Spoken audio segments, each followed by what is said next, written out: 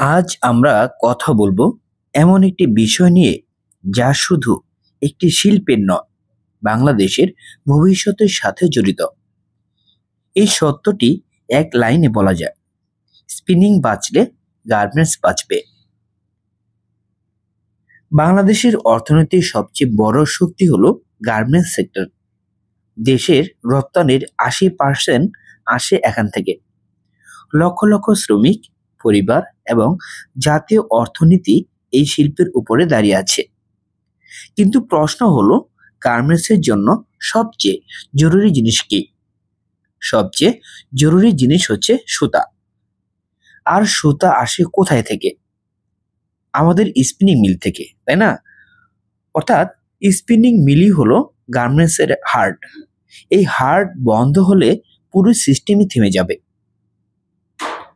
Spinning মিল কেন বিপর্যয়ের মুখে? এক, বিদেশি সস্তা সুতা বাজার দখল করছে।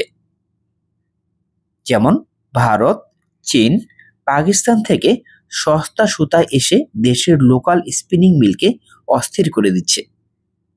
আমাদের মিলগুলো দাম মিলাতে পারছে না, ফলে উৎপাদন কমছে, যন্ত্রপাতি বন্ধ হচ্ছে, শ্রমিক বেকার হচ্ছে।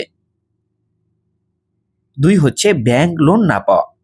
স্পিনিং মিল চালাতে সবচেয়ে বেশি দরকার মেশিন, কাঁচামাল ও বড় মূলধন। কিন্তু আজ ব্যাংকগুলো লোন দিচ্ছে না বা শর্ত এত কঠিন যে মিলগুলো টিকে থাকতে পারছে না। ফলে একের পর এক স্পিনিং মিল বন্ধ হয়ে যাচ্ছে।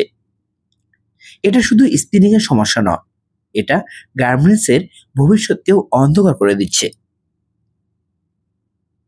গার্মেন্টস বিদেশি সুতার উপর পুরোপুরি নির্ভর হয়ে যাবে। স্পিনিং মারা গেলে গার্মেন্টস কেমন ক্ষতিগ্রস্ত হবে? প্রথমত, গার্মেন্টস বিদেশি সুতার উপর পুরোপুরি নির্ভরশীল হয়ে যাবে। দ্বিতীয়ত, রপ্তানির সময় মতো অর্ডার ডেলিভারি ঝুঁকিতে পড়বে। তৃতীয়ত, সুতার দামের ওঠানামা গার্মেন্টস ফ্যাক্টরিকে ক্ষতির মুখে ফেলবে। চতুর্থত, লোকাল ভ্যালু অ্যাড বন্ধ হয়ে যাবে, দেশের আয় কমবে। পঞ্চমত, লক্ষ লক্ষ শ্রমিকের জীবিকা ঝুঁকিতে পড়বে। আজ স্পিনিং বন্ধ হলে আগামীকাল গার্মেন্টসও থেমে যাবে। এটা শুধু ব্যবসার ক্ষতি নয়, দেশের অর্থনীতির লাইফ লাইন ধসে পড়বে। কেন বলা হয় স্পিনিং বাঁচলে গার্মেন্টস বাঁচবে? কারণ এটি চেইন সিস্টেম। স্পিনিং চলে সুতা নিশ্চিত, সুতা নিশ্চিত গার্মেন্টস চলবে, গার্মেন্টস চলবে রপ্তানি বাড়বে, রপ্তানি বাড়বে শ্রমিক বাড়বে, শ্রমিক বাঁচবে, শ্রমিক বাঁচবে পরিবার বাঁচবে, পরিবার বাঁচলে বাংলাদেশ বাঁচবে। স্পিনিং শুধু মিল নয়, এটি একটি দেশের অর্থনীতির মূল শেকড়। শেকড় শুকিয়ে গেলে গাছ কিভাবে বাঁচবে? এখন কি দরকার?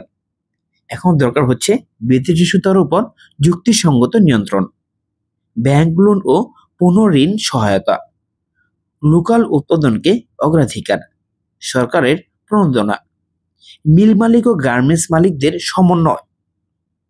কারণ হচ্ছে স্পিনিং বাঁচলে গার্মেন্টস বাঁচবে, গার্মেন্টস বাঁচলে অর্থনীতি বাঁচবে, আর অর্থনীতি বাঁচলে বাঁচবে বাংলাদেশ।